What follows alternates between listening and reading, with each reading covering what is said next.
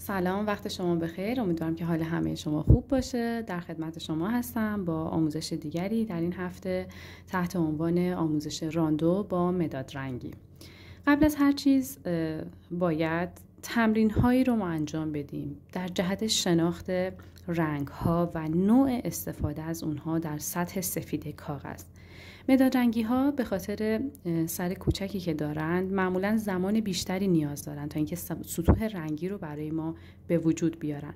اما حتما باید دقت بکنید سطوح رنگی که شما با استفاده از مداد رنگی به وجود میاری باید یک سری ضوابط رو در اون رعایت بکنید تا طرح شما از دقت بالاتری در ارائه معماری برخوردار باشه.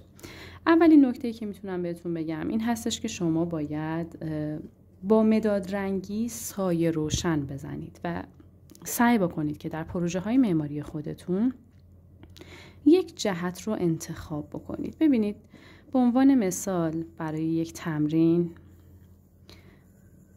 من میخوام در داخل این قابی که خیلی کم رنگ ترسیم کردم سایه روشن و رنگامیزی با مداد رنگی رو تمرین بکنم.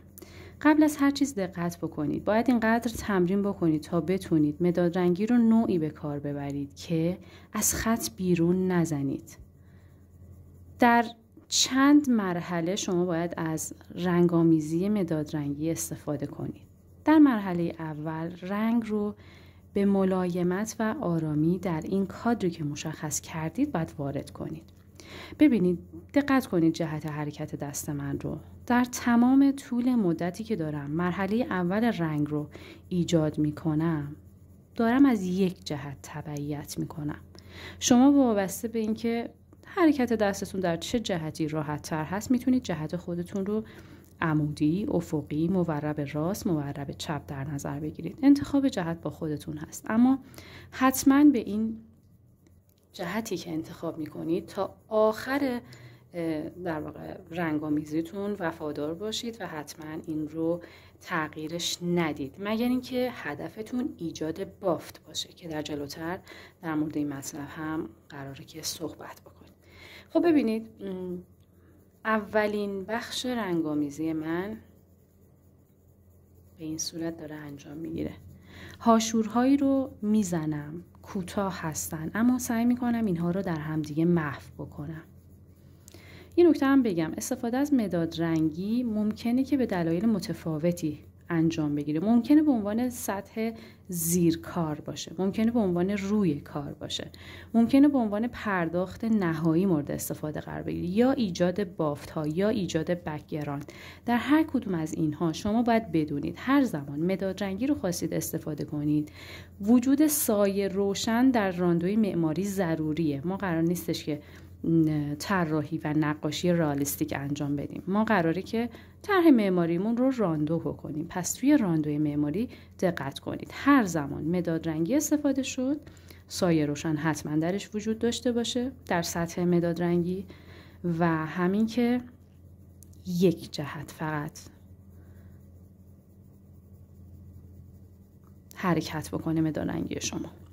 این که میگم سایه روشن وجود داشته باشه یعنی که قسمتی از کار شما تیره تر از قسمت های دیگه باشه. یعنی شروع کنید به ایجاد رنگ های تیره و روشن حتی در یک سطح، حتی اگر چنین چیزی در واقعیت وجود نداره. این تکنیکی است که من استفاده میکنم و به دانشجویان هم میگم که حتما از این روش استفاده کنید، چون خاصیت مداد رنگی اینجوری بیشتر خودش رو نشون میده و کار شما هم راحت‌تر میشه، چون زمانبر هست راندوی مداد رنگی. این جزء نکاتی هست که شما باید حتما رعایت بکنید. ببینید دقت کردید که من مرحله اول رنگ رو در تمام سطح پخش کردم. در مرحله دوم گوشه هایی که میخوام تیره تر باشه رو با دقت بیشتری میام و رنگامیزی میکنم.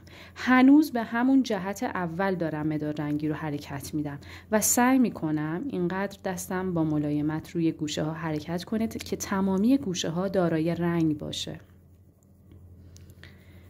کنتراست رنگی یعنی رسیدن از رنگ تیره به رنگ روشن رو همیشه در سطوح مداد رنگی خودتون به یاد داشته باشید و سعی کنید که در همه سطوح این روش رو انجام بدید. کیفیت کارتون رو بهتر میکنه.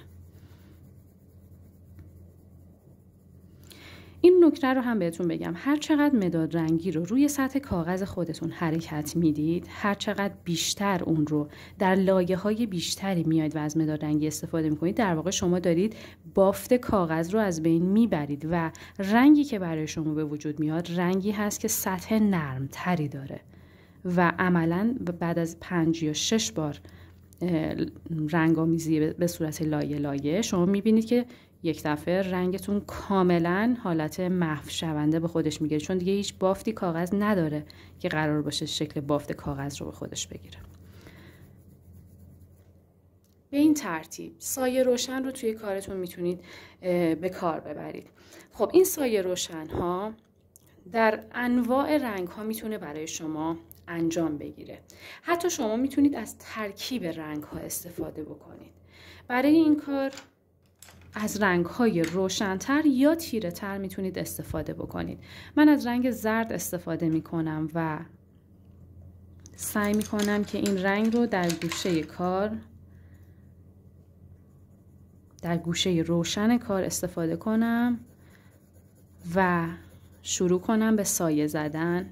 رنگ‌های روشن‌تر رو به راحتی میتونید سایه بزنید و هر چقدر به سمت رنگ تیره میرم از شدت رنگ زرد کاسته میشه، اما وجود داره. این یک ترکیب دوتایی هست. شما میتونید ترکیباتتون رو به صورت تکی، دوتایی، سه‌تایی و 4تایی ارائه بدید. بیشتر از اون رنگ شما حالت مرده به خودش پیدا میکنه. البته بیشتر از 3 تا هم معمولا استفاده نمیشه. رنگ روشنی رو هم که به کار بردم دارید میبینید که حالت سایه روشن رو در اون در نظر گرفتم. خب شما میتونید رنگ سومی هم بیاد و به این کار اضافه بکنید. در جهت دیگری میتونید از رنگ سوم استفاده بکنید. این ترکیب های رنگی رو میتونید امتحان بکنید. با انواع مداد رنگی ها، با انواع شماره ها ترکیب های رنگی جدید بسازید.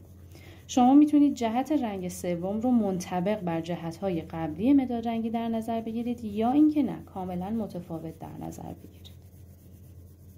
به این ترتیب برای شما یک بافت به وجود میاد.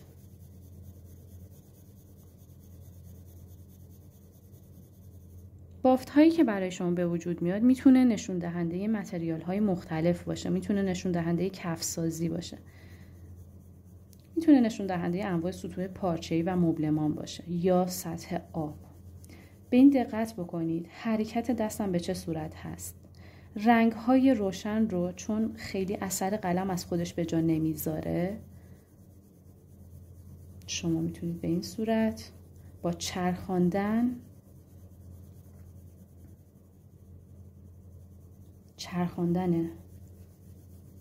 مداد در زمان ترسیم در واقع سطح یک دستی باش به وجود بیارید. ببینید این سطح یک دست هست. ضربه قلم خیلی در اون مشاهده نمیشه هرچند وجود داره. ببینید رنگ های روشن رو من اینجا حالا جلوتر براتون میکشم، با این حرکت پر میکنیم. به این حرکت دقت بکنید. این رو اومدیم روی رنگ‌های قبلی استفاده کردیم.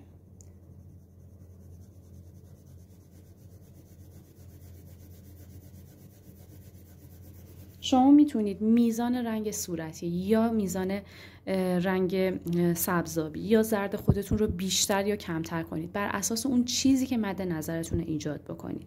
نهایتاً اینکه شما حول و حوش کارتون رو خب قبلا در نظر گرفته بودید دیگه. وقتی که میخواید ارائه معماری بدید حتما سعی کنید که این حول و حوش کار خودتون رو با راپید جدا بکنید. وقتی که این کنتراست رنگی در کنار راپید میاد و خودش رو نشون میده، بسیار بهتر میتونه نقش خودش رو بیان بکنه و ساختار خودش رو در واقع به معرض نمایش بذاره. خب این تمرین رو شما میتونید در ترکیب رنگ تکی، دوتایی و سه‌تایی به عنوان تمرین انجام بدید و ازش استفاده بکنید.